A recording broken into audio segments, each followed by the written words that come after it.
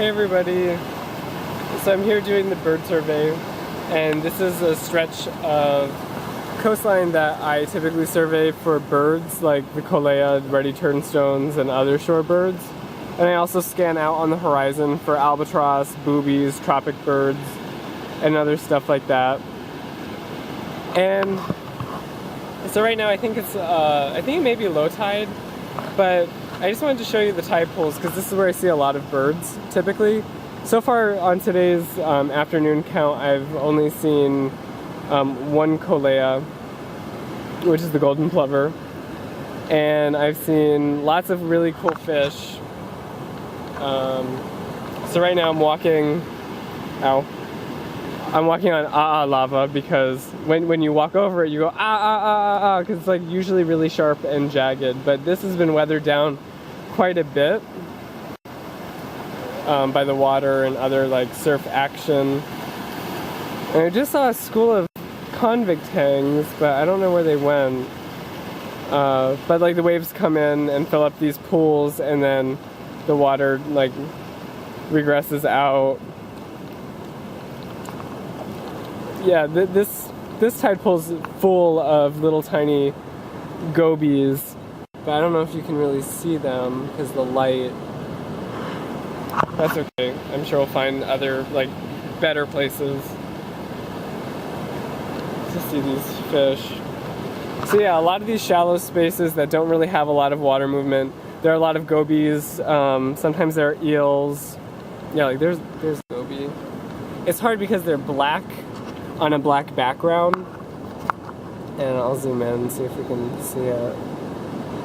It's really easy to notice when they move, but if they don't move, then it's really hard to notice them. Okay, I guess, oh, there it goes. Oh well. Sorry. Guess we're not gonna see gobies.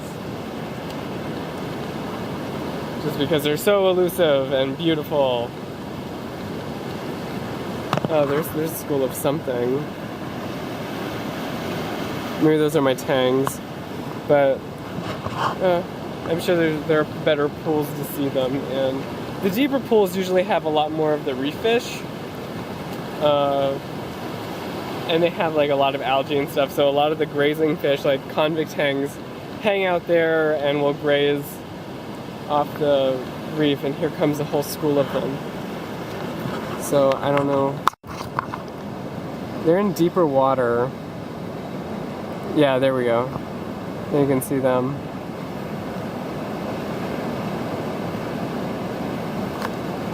That looks like a little mullet.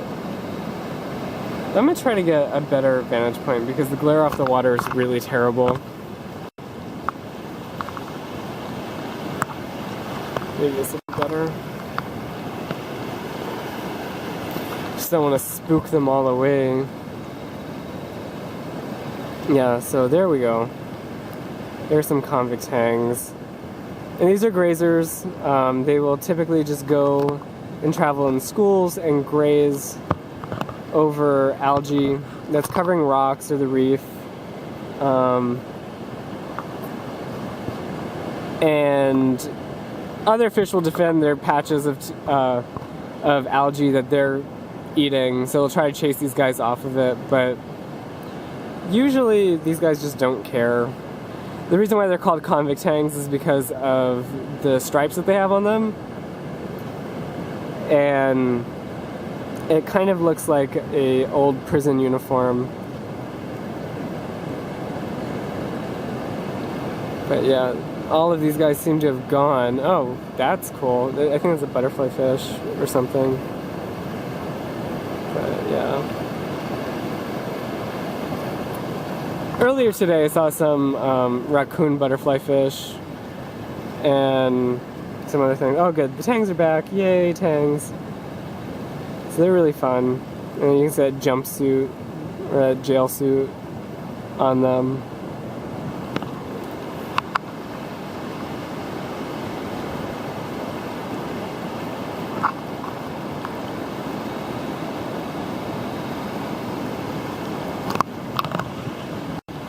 So that's fun. Ouch. Well, I really enjoy taking you guys on adventures with me because I know a lot of you that watch my videos probably don't get the opportunity to go out and see things very often. So, like, I'm really glad that I can take you out with me and show you the things that I'm doing. But actually, no, I'll do other videos with underwater stuff because hopefully we should get better surf days. Actually, Wednesday is going to be crazy because we're supposed to have like 50-foot surf.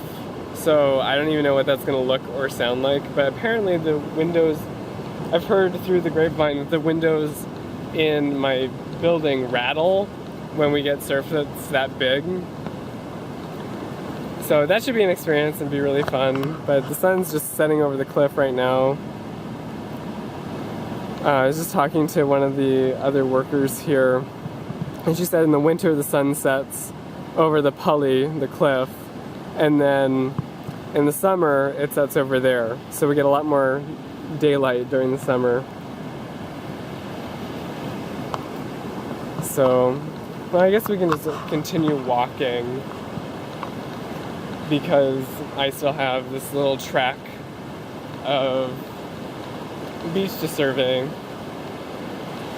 It's really nice. Like I'm very lucky to be able to have the opportunity to come here. Like not many people come to Kalaupapa, and it's really awesome that I've met scientists that I've been able to network with, like Arleon and Paul, like to get me to come to Kalaupapa, and then I can also participate in my own field collection of data. It's like this bird stuff is kind of my own thing that I've been doing for Arleon since I'm over here. And Paul just thought that it was a really good idea, so I'm going to give that data to the Park Service as well, so that they know like what birds are using this beach and how many of them are rare, how many of them are migratory species, how many are residents.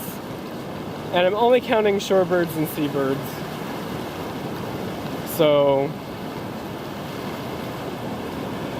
it's very selective data. Like I'm not really counting any of the zebra doves or the myna birds because I don't know.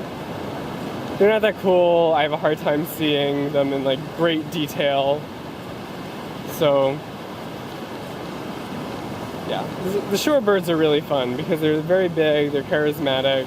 They're only here for about half the year because a lot of the species that come here are only here overwintering, and they're all in their summer, or sorry, they're all in their winter plumage that's non-breeding, so they all kind of look the same. And I guess we are done with the survey. So one kolea for the evening. Sad. But yeah, so the shorebirds are really cool. The seabirds are even more awesome. But seabirds are usually here year-round, but they're like out there eating fish and having a good time. Most of them just like live in the sky and only come here to breed every once in a while. So Hawaii is really awesome. Like I always like wonder what this place was like without humans, because you would think that on an island without any like natural mammals or any like real predators, seabirds must have been all over the place here. And also, like, we know from fossil evidence that there have been like these giant large flightless geese. Ooh, crabs and jumping fish. Oh, you missed it, sorry. But we know there's been like these giant geese and ducks. Like the one genus of lobelioid flower has thorns, and thorns are something that's not really common in Hawaii. A lot of plants have like given up their thorns because they hadn't had to worry about grazing for millions of years. And then when these large geese show up, or these large ducks, they start browsing on the foliage, and a few species have either maintained their thorns and spines or have developed them. Like in the genus Cyanea, they have, what is it called? They have, I think, juvenile foliage that is really spiny. And there are also species here like the Willy Willy that have thorns on their epidermis, and I think even on their like leaves too. Or maybe not the leaf, but the little rachis of the compound leaf. But yeah, this place is really cool with humans, but it'd probably have been like so much cooler without humans. But then we'd never know about it. Ah, the paradox and the conundrums. But I'll show you guys this again. This is really pretty. So this is like, you can see that the island's kind of shaped like a long fish. And there's the end. I think that might be Elio Point all the way out in the end. And then you really can't see Oahu from here, but on clear days, and maybe if it was sunnier, you'd be able to see Oahu from here. I think like the only islands that you, probably the only islands that you can't see from Molokai are Kauai and Niihau. All the other ones you can pretty much see. Big Island's kind of a stretch because it has to be a very, very clear day, and you can only see like the tip of Mauna Kea. But yeah, so I really enjoyed showing you guys around. Stay tuned for some more adventures.